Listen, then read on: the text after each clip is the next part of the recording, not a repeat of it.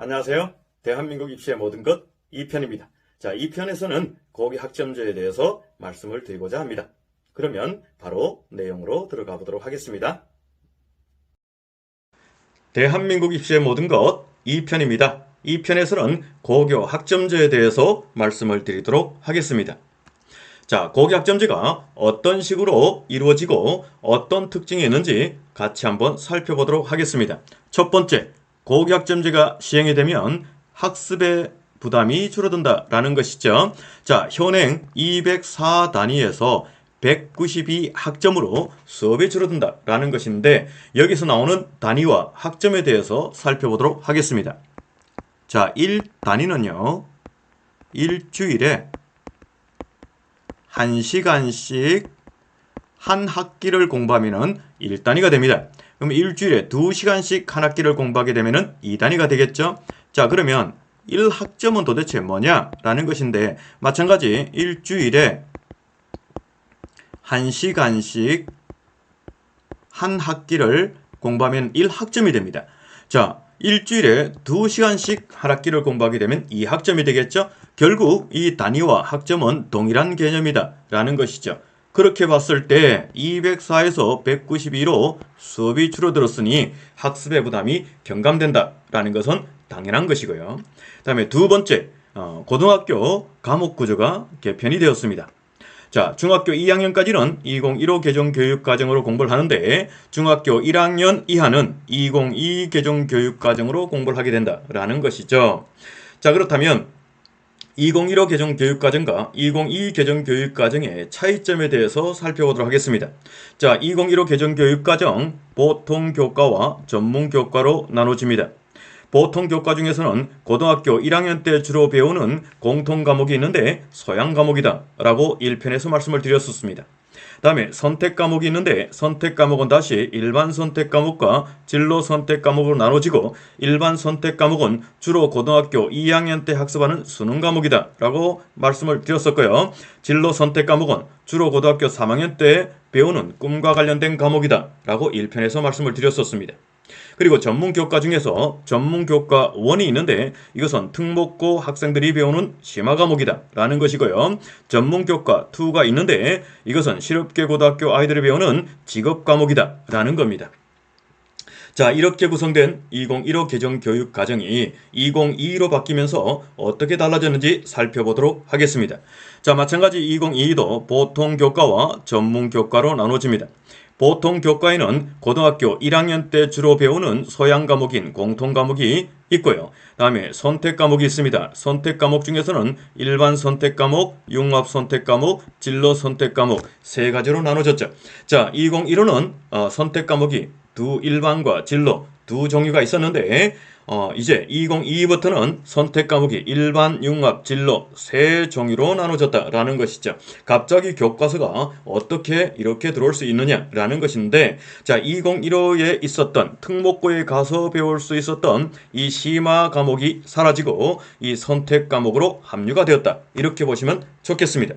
그리고 실업계 고등학교 아이들이 배우는 이 전문교과2는 전문교과로서 그대로 존재를 한다라고 이렇게 보시면 되겠죠. 자, 그만 크게 달라진 게 뭐가 달라졌습니까? 자, 공통과목은 동일합니다. 전문교과는 특목고에서 배우는 전문교과1이 없어지고 다음에 전문교과2는 그대로 존재한다라는 겁니다.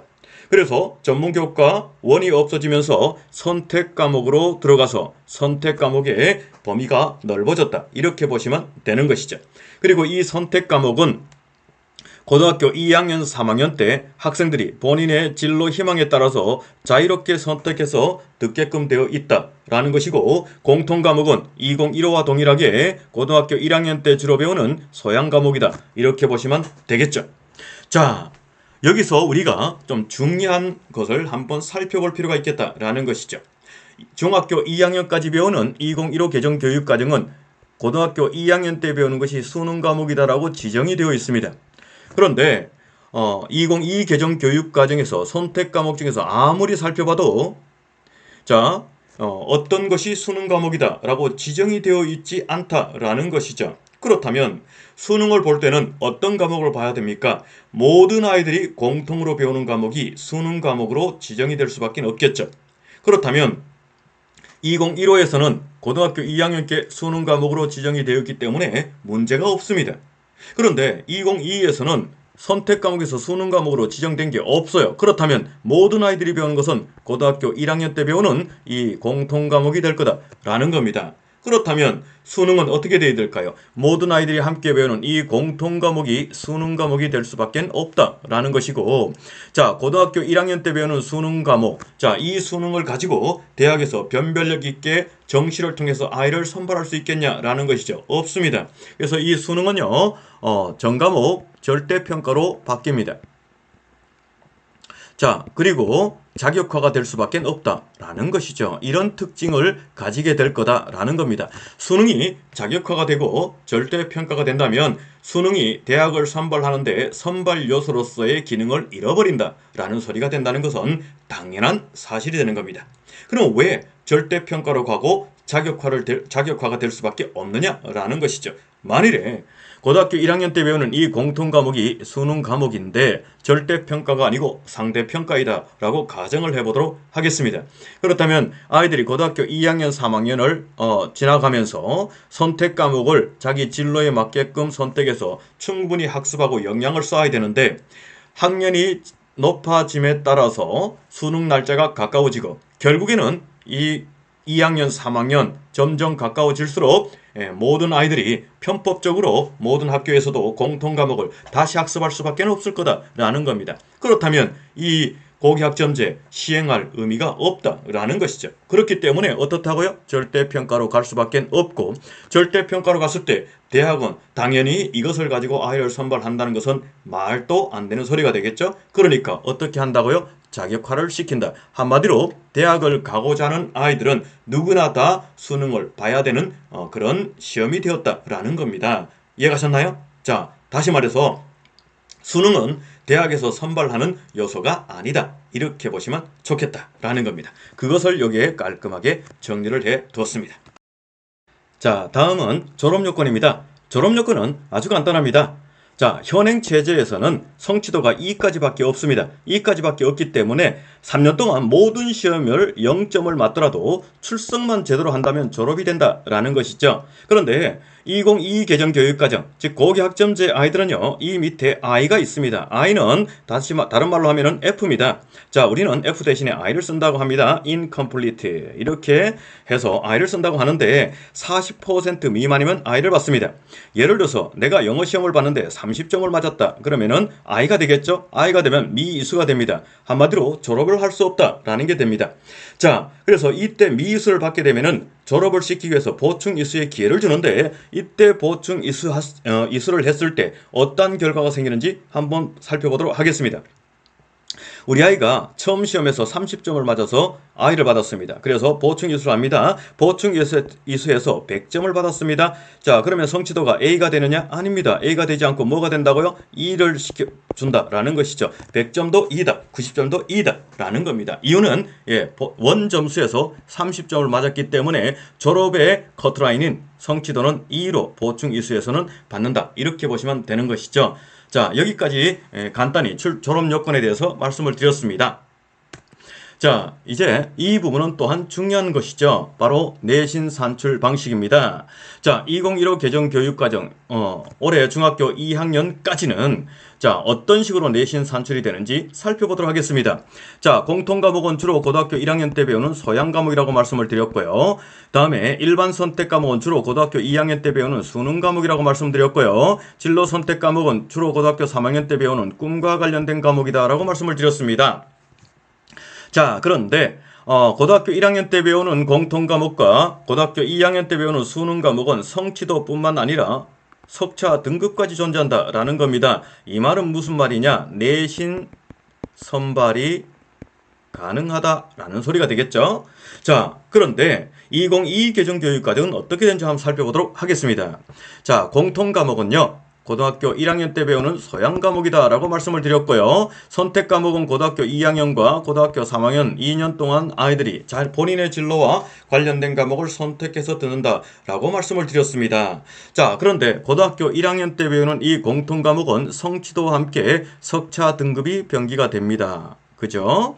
자, 그런데 중요한 2학년, 3학년 때 배우는 이 선택 과목은 성취도만 있고 석차 등급이 없다라는 것이죠. 자, 이 선택 과목에 석차 등급이 없는 이유는 아주 간단합니다. 자, 교수 자원이 굉장히 다양화되었기 때문에 그렇다라는 겁니다. 이때 교수 자원이라는 것은 뭐냐라는 것인데요. 자, 현재 중학교 2학년이라면 나의 교수 자원은 내가 입학한 고등학교 선생님이 바로 교수 자원이 되는 겁니다. 내가 누구에게서 배우겠습니까?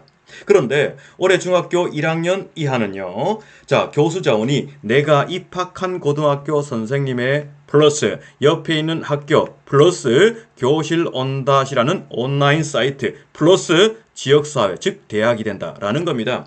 이렇게 내가 학습할 수 있는 교수 자원이 아주 다양해지겠죠. 그래서 예를 든다면 나는 우리 학교에서 배웠고 내 친구는 옆에 학교에서 배웠고 또 다른 내 친구는 온라인에서 배웠고 또 다른 내 친구는 대학에서 배웠다라고 가정을 해보도록 하겠습니다. 그렇다면 각각 배운 장소가 다 다른데 내신 1등급에서 9등급까지 이렇게 석차 9등급을 병기할 수 있겠냐라는 것이죠. 없다라는 겁니다. 그렇기 때문에 선택 과목은 이렇게 성취도 밖에는 나타날 수가 없다라는 소리가 되겠죠.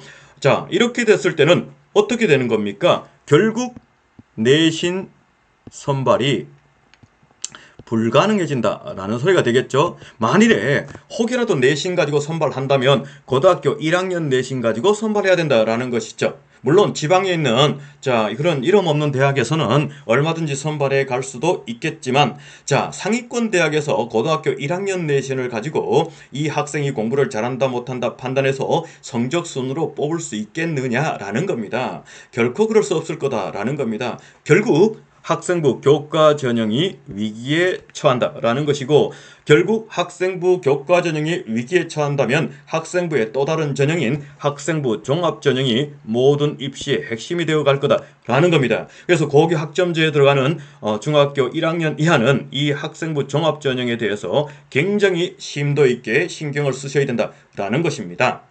자, 그렇다면 우리 아이들 그러면 입시는 어떻게 될 것인가 상당히 궁금하시겠죠? 바로 조금 전에 내신 가지고 대학 가기가 어려울 거다라고 말씀을 드렸었고요. 그리고 앞에서는 수능 과목 어떻다 했습니까? 고등학교 1학년 때 배우는 것이 수능 과목이고 절대평가고 자격화가 된다 이랬습니다. 그래서 수능은 대학 입학의 선발 요소에서 배제된 것이다 라고 말씀을 드렸죠. 그렇다면 아이들은 대학을 가기 위해서 어떻게 가야 될 거냐라는 거 아닙니까? 그것이 바로 미래형 대학 입시다 라는 겁니다. 2019년 2월에 언론상에 흘려진 것이죠.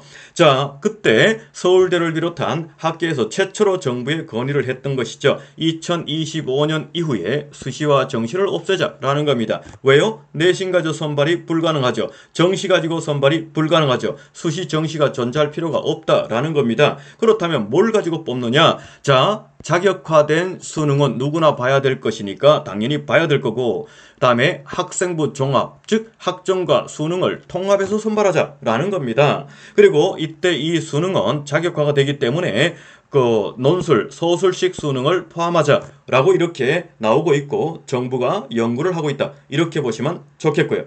자, 그러면 학점과 수능을 통합해서 아이들이 대학을 간다라는 것인데 그럼 어떻게 입시가 될 것인가? 자, 수능은요. 기본 학력 점검이나 동점자 처리 기준으로 각 대학별로 알아서 활용을 할 거고 학생부 종합 전형인 서류와 면접을 통해서 대학을 간다. 이렇게 보시면 되는 거다라는 겁니다.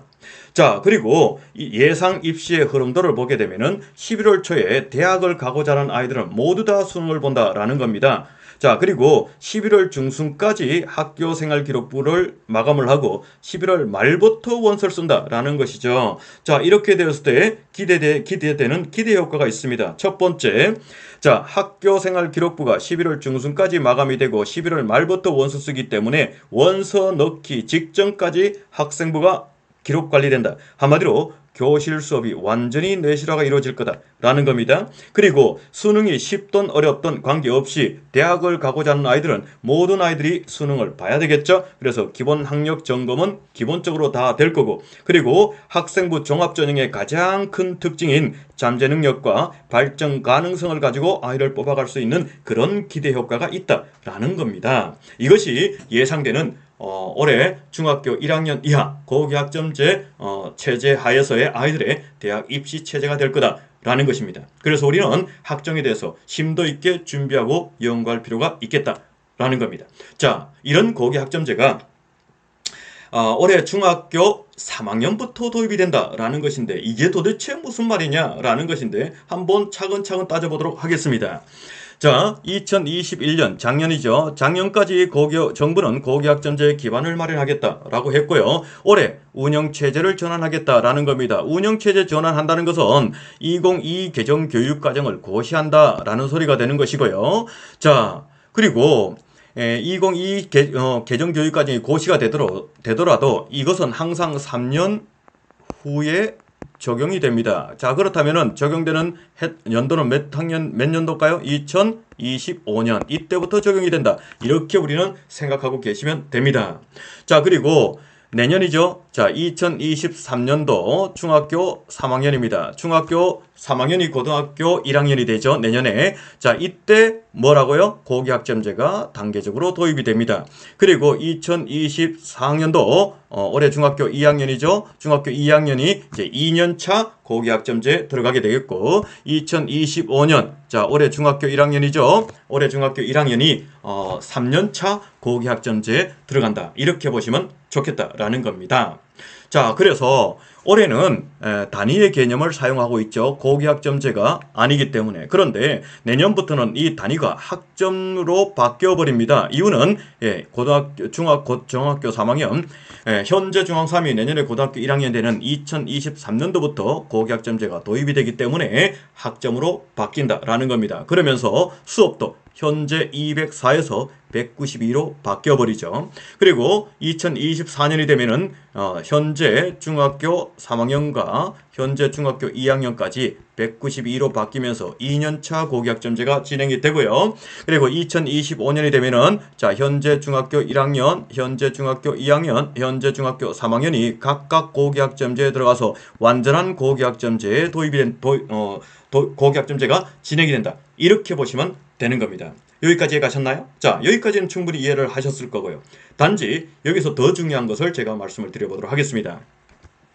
자, 여하튼 3개 학년이 단계적으로 고교학점제에 들어갑니다. 근데 문제가 있습니다. 자, 올해 우리 아이들이 배우는 것은 2015 개정 교육과정입니다. 그리고 현재 중3과 중2도 마찬가지 2015 개정 교육과정으로 공부를 하게 될 겁니다. 고등학교 가서. 맞나요? 네. 여기까지는 충분히 이해하셨을 거고, 그리고 올해 고시되는 2022 개정 교육과정이 2025년에 적용이 된다 그랬죠? 그러면은 올해 중학교 1학년이 고등학교 1학년 되는 2025년에는 2022 개정 교육과정이 들어가는 겁니다. 그렇다면 자, 현재 중3, 중2와 중학교 1학년의 교육과정이 다르죠. 그러면 대학 입시가 어떻게 될 것인가 라는 겁니다. 대학 입시요? 자, 올해 중3과 중2는 고교 학점제 체제이지만 2015로 공부를 하기 때문에 우리 선배들과 입시가 동일하다라는 겁니다. 기존과 입시가 동일하다라는 것이 되는 것이고, 다음에 중학교 1학년은 2022 개정 교육과정으로 공부를 하기 때문에